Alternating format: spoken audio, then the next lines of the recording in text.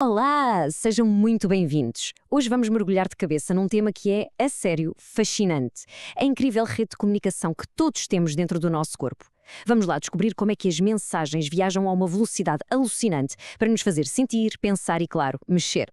Pensem lá nisto. Quem nunca passou por aquela situação de tocar numa superfície ferver e tirar a mão num instante, quase antes de o cérebro sequer registar a dor? É uma daquelas reações automáticas que todos conhecemos bem.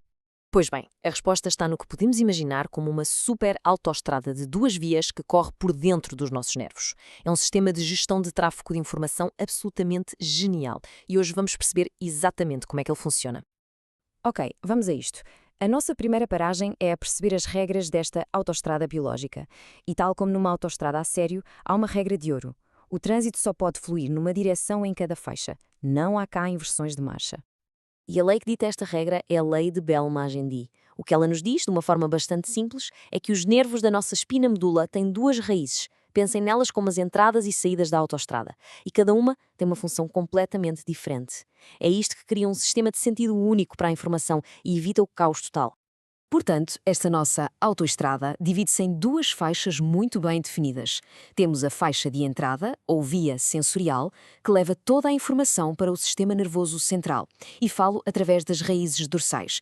Do outro lado, temos a faixa de saída, ou via motora, que leva os comandos desde o sistema nervoso até aos músculos, e esta viaja pelas raízes ventrais.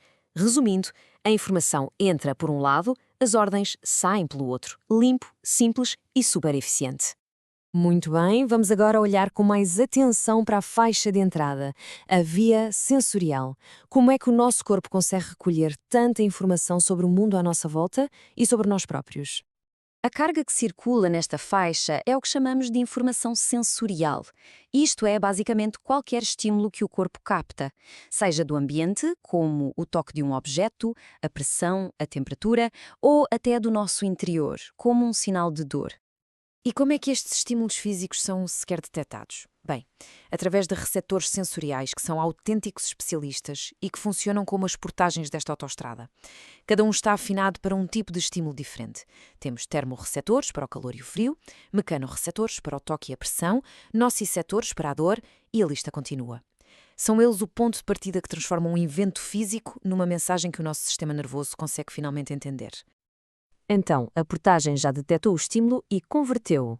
Mas qual é o veículo que leva essa mensagem pela autoestrada fora? A resposta é simples e complexa ao mesmo tempo. Um impulso elétrico. O impulso nervoso é, no fundo, uma corrente elétrica biológica. É a linguagem universal do nosso sistema nervoso.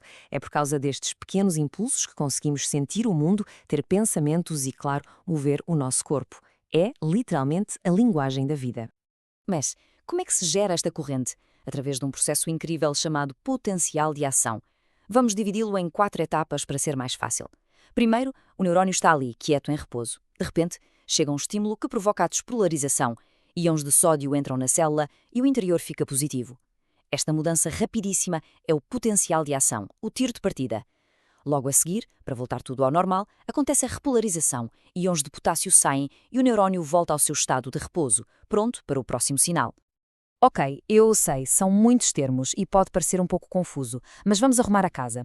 Pensemos nisto assim. O potencial de ação é a faísca, a mudança elétrica que acontece num único ponto do neurónio.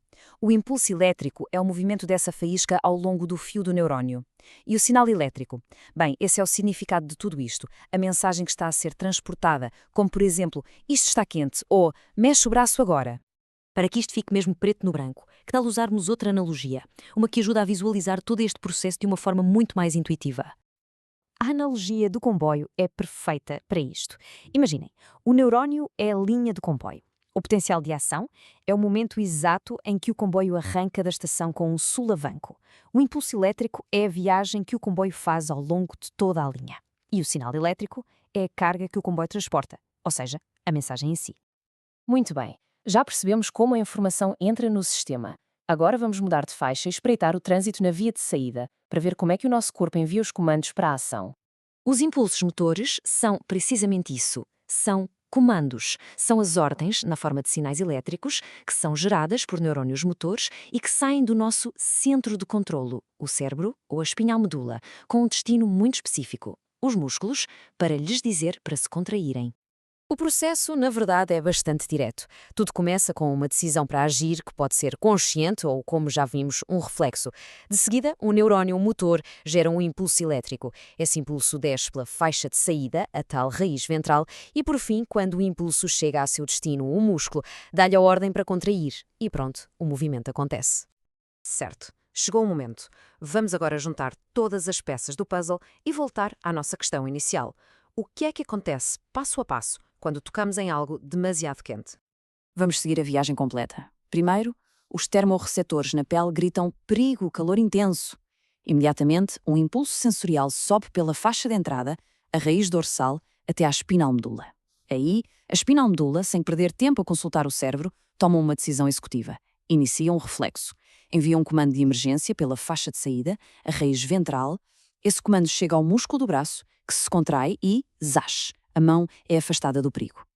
E o mais incrível disto tudo é a velocidade. Toda esta viagem na superautostrada neural acontece numa fração de segundo. A ação de tirar a mão acontece muitas vezes antes de o cérebro ter tido tempo para processar conscientemente a sensação de dor. É um mecanismo de sobrevivência brilhante. E isto deixa-nos com uma última reflexão que é fascinante.